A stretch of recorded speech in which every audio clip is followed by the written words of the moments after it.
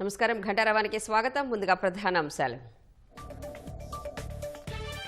LVM-3 M6 rocket ప్రయోగం విజయవంతం. BlueBird black 2ను కక్షలోకి ప్రవేశపెట్టిన ఇస్రో.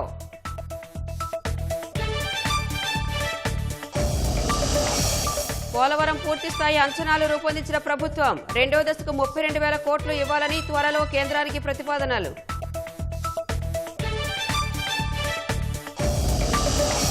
ఈ నెలాఖరు నుంచి రాష్ట్రంలో సమగ్ర కుటుంబ సర్వే. అర్హులందరికీ పథకాలు అందడమే లక్ష్యంగా కార్యాచరణ.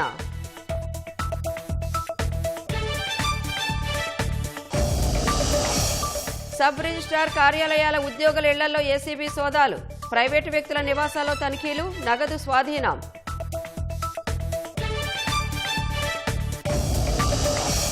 H-1B వీసాల జారీలో లాటరీ పద్ధతికి స్వస్తి పలకనున్న అమెరికా.